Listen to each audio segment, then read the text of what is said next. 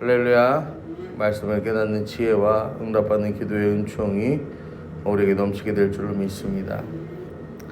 오늘 본문의 말씀은 창세기 14장에 있었던 초기 이 고대 국가들의 이 전쟁사의 이야기예요. 그 당시에 다양한 부족 국가들이 있었죠. 그 중에서도 오늘 1절에 나오는 명단은 이 북쪽에 위치했던 4개국, 신할과 엘라살과 엘람과 이 고임이라는 나라의 왕들의 이름이 기록이 되어 있습니다. 2절은 소돔과 고모라, 비르사와 아드마, 그 다음에 스보임, 그 다음에 소알이라는 지역의 이 5왕, 남쪽 지역의 5왕의 또 이름이 기록이 되어 있습니다. 롯이 소돔으로 이주하고 난 이후에 이 도시국가들을 다스리던 그 왕들 사이에서요, 이 알력이 생깁니다. 어떤 알력이냐면은 남쪽의 5개 도시국가들의 연합이 이제 이야기하는 거예요. 우리가 언제까지 저 북쪽에 이 그돌라오메를 섬겨야 되냐? 독립하자. 응? 우리가 한번 힘을 모아서 저들에게서 벗어나자. 그렇게 했던 거죠. 이로 인해서 가나안 남쪽의 5개국 연합군과 북쪽의 4개국 연합군이 전쟁을 하게 됩니다. 그들이 어디에 모이냐면은 지금의 염해에 모였다라고 이야기를 하죠. 염해가 우리가 아는 그 사해 바다를 말하는 거예요. 여러분, 사실 뭐 염해라고도 부르고 사해라고도 불러요. 뭐 그 이유는 일반 바닷물의 농도가 한 3.5% 정도 되는데 이 염해라는 곳의 바닷물의 농도는 31.5% 정도 돼요. 보통 바닷물보다 10배가 높죠. 그래서 이 생물이 살 수 없고 뭐 그런 죽은 바다라고 사람들은 생각했어요. 그래서 사해라고 불렀어요. 그런데요, 과학 기술이 발달하고 나서 보니까 이 염해, 이 사해라고 불렀던 땅이요, 그야말로 뭐가 되냐면은 이 천연자원의 보고가 되는 거죠. 지금은요, 이전보다요 3분의 1 수준으로 그 바다의 크기가 줄었어요.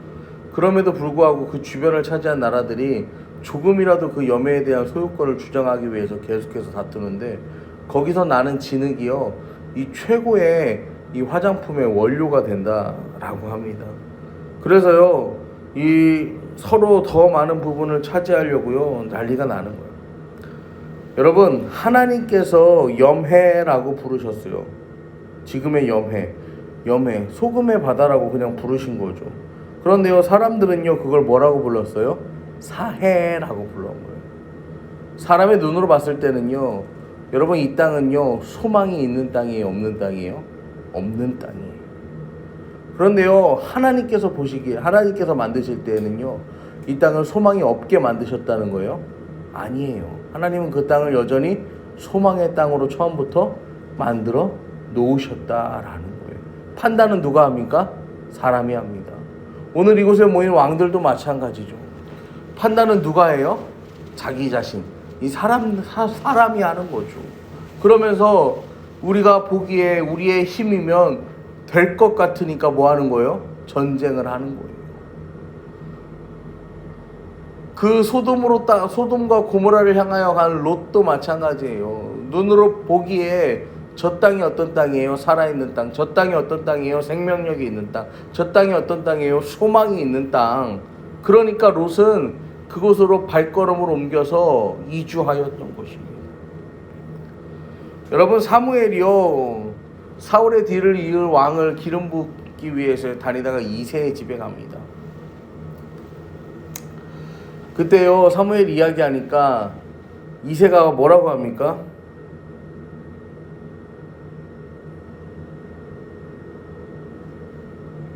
이새가 자랑스럽게 자기 아들들을 다윗만 빼고 다 갖다 세워요. 그리고요 사무엘이요 그 장면 그걸 보고요 뭐라고 합니까? 엘리압을 보고서 야 과연 이 여호와의 기름 부으실 사람이 주님 앞에 있다라고 생각할 정도로요 이 엘리압의 모든 것이 완벽하였다라는 거죠. 그때 하나님이 뭐라고 하세요? 내가 보는 것은 사람과 같지 않다. 사람은 외모를 보는데 나 여호와는 중심을 본다라고 말씀을 하세요.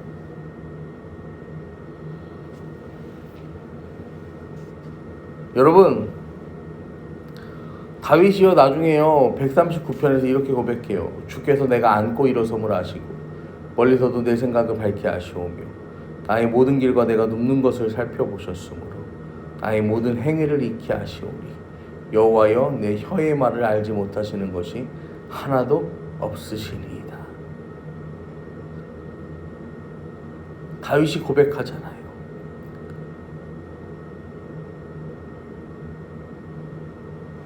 하나님은 다 아신다는 거예요. 여러분 사람이요 사람을 아는 것 같지만요 사람이 사람의 생각도 모르고요 사람의 입에서 혀에서 나오는 말도 모르고요 사람의 어떤 그 마음도 몰라요. 그런데요 사람들은 뭐예요? 아는 척을 하는 거죠. 그런데 이 모든 것을 진짜로 알고 계신 분은 누구라는 거예요? 하나님이시고 다윗은 고백하는 거잖아요. 여러분 우리의 삶도 마찬가지입니다. 사람들은요 사람의 눈으로 보면요 이 지금 이 상황과 이 환경과 이 처지를요 뭐라고 해요? 염해가 아닌 뭐라고 불러요? 사해라고 불러요. 하지만 하나님께서 그걸 뭐라고 부르신다고요? 염해라고 부른다고요. 세상은 끝났다라고 말하지만 하나님은 이제 시작이다라고 말씀하세요. 세상은 우리에게요 더 이상의 소망은 없다라고 말하지만 하나님께서는 지금이 소망의 출발점이다라고 분명하게 말씀하십니다. 여러분 오늘도 우리에게 말씀하시는 여러분과 하나님을 붙잡고 나아가는 저와 여러분 되기를 간절히 축원합니다. 그러면서 이들이 결국에는 이 그돌라오멜에게 복종하다가 이 그돌라오멜로부터 우리가 독립하자 그러면서요 이 반역을 합니다. 그래서 북쪽 4개 나라의 연합군들이 남쪽 5개국을 응징하러 가면서요 이 주변 나라들을 먼저 공략하면서 가요. 그래서 8절부터 또 보시면은 이들이 어디서 전쟁을 하려고 맞서 싸우냐면은 시딤 골짜기에서 맞서 싸웁니다. 이 시딤이라는 곳이 어떤 곳이냐면은 10절에 보니까 역청 구덩이가 많은지라. 여러분 이 역청 구덩이가 굉장히 많았대요. 그래서 여기는 가만히 두면 어떤 자리예요? 이 지형을 모르는 자들이 오면은 여기는 그냥 천연의 이 함정이 되는 거죠. 그런데 남쪽 연합군들이 굉장히 유리한 지형이고 분명히 이길 것 같은 전쟁인데요. 하나님께서는 그 전쟁의 손을요 누구에게 들어주십니까? 북쪽 연합군들에게 들어주시죠. 그러니까 이들이요 여기가 초행인데도 불구하고 승승장구하면서 이제 모든 것들을 이 약탈해서 떠나가는 거예요. 이 소돔에 살던 롯의 것도 마찬가지였죠. 롯도 포로로 잡혀가죠. 그 다음에 롯의 재물도 약탈의 대상이 되는 거죠. 여러분 롯은요 자기 판단에요 소돔으로 가는 게 인생 최고의 선택이라고 하고 갔는데요 그곳으로 갔더니 이건 인생 최고의 선택이 아니라 최악의 시작이었던 거예요. 그래서요 재산도 약탈당하고 포로가 되어서 끌려가고 있을 때 아브라함이요 13절에 보면요 도망한 자가 와서 히브리 사람 아브라함에게 알리니 그때 아브라함이 아모리 족속 마므레의 상수리 숲을 근처에 거주하였더라. 마므레는 에스골의 형제요 또 아넬의 형제라. 이들은 아브라함과 동맹한 사람들이라. 지금 아브라함은요 뭐 하냐면요 헤브론 지역에서요 이 주변의 사람들과 이 동맹을 맺으면서요 그 지역에 다스리는 자들과 동맹을 맺으면서 이 그곳에 섞여 들어가서 잘 살고 있었다는 거예요. 또 14절에요 아브라함이 그의 조카가 사로잡혔음을 듣고 집에서 길리고 훈련된 자 318명을 거느리고 단까지 쫓아가서, 이게 뭐냐면은 아브라함에서 장막에서 태어난 자들이라는 뜻이에요. 그러니까 아브라함의 이 장막, 그 아브라함의 가신들, 아브라함의 하인들 있잖아요. 그 아브라함의 사병 같은 존재들이죠. 거기서부터 태어나서 먹고 자라고 기르면서요, 훈련시킨 자들 318명을 거느리고 단까지 쫓아가서요, 그 밤에 그들을 쳐부수고 이 모든 재물과 롯과 그 부녀와 친척들을 다 찾아왔다라고 성경은 기록합니다. 여러분,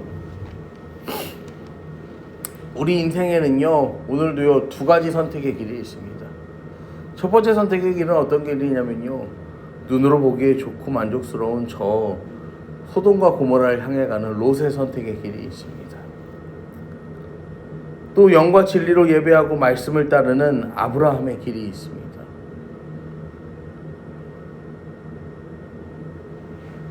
어느 길을 가는지는 여러분, 그건 우리의 선택이죠. 그런데요, 어떤 결과를 가져오는지도요, 그것 또한 그 결과도 우리에게 남는다라는 거예요. 여러분, 세상이 보기에 손해보는 길, 세상이 보기에 어리석은 길, 여러분, 그 길이요, 생명의 길이고요, 그 길이 영원의 길이고요, 그 길이 소망의 길임을 기억하시고 오늘도 주님을 따라서 그 하나님의 길을 걸어가는 저와 여러분 되시기를 간절히 축원합니다.